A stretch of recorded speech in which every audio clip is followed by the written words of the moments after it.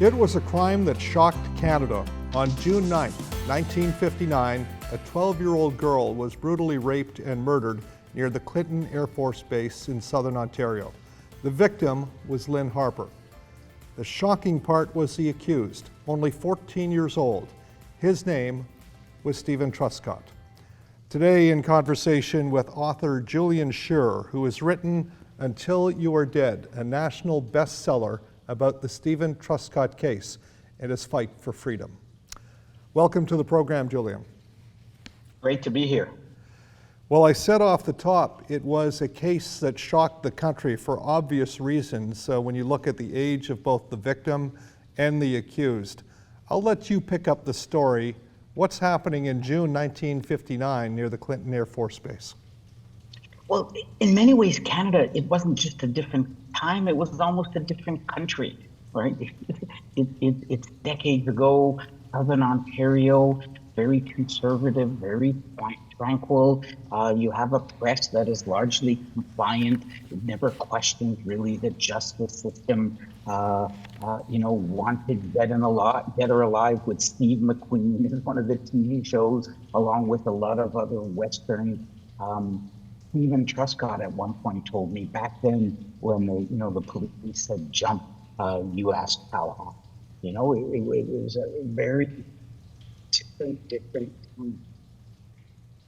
rural southern Ontario. This was military base, town. This murder, I think, really stopped it. But you can imagine what it is to traditional southern Ontario in 1959.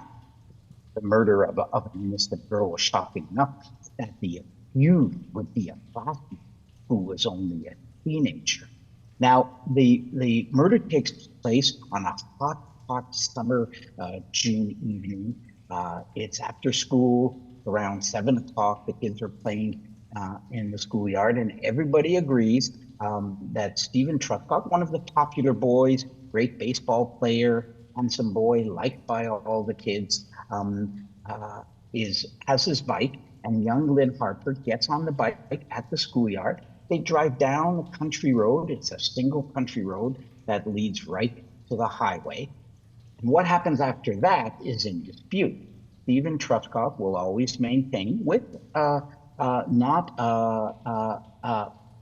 more than a few eyewitnesses, that he goes down a country road, crosses a bridge where boys are fishing, drops Lynn off at the highway, turns back, sees her get into a car, and then goes back to the schoolyard. And everybody agrees he's back in the schoolyard after about 20 or 30 minutes, looking perfectly normal, and then he goes home. Lynn never shows up at home. It's 11 o'clock, 11:30. Her family on the military base called the police.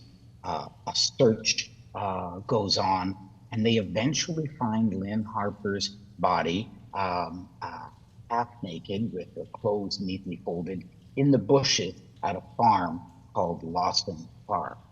And the bushes were before the bridge. Now, this is important because, of course, Stephen said, I drove her to the highway, and at least two boys remember seeing them crossing the bridge. If he crossed the bridge with Lynn, he didn't kill her because she was killed on the other side of the bridge.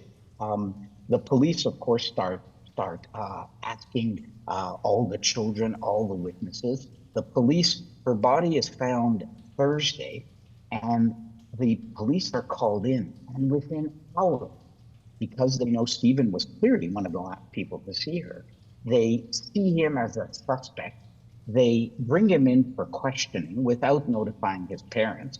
He's arrested within hours. A striking example of tunnel vision, will be put on trial in an adult court a few months later in September. The trial will last less than 2 weeks.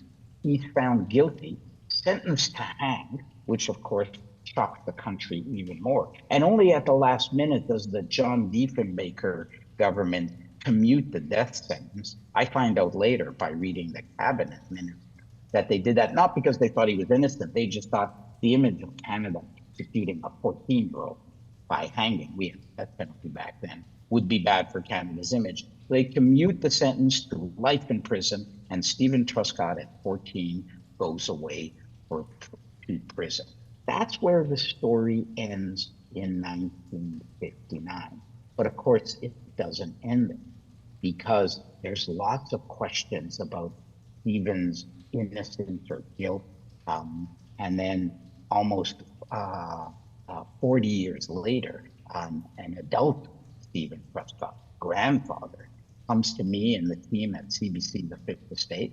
He'd been hiding anonymously under an assumed name. He comes to us to want to tell his story. And it takes about 10 years through my work at the Fifth Estate with our team and a book I end up writing. His name will eventually be cleared. So we can go through how all that happened.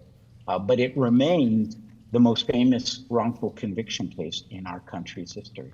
And it had a major role to play in Canada's ultimate decision to get rid of the death penalty.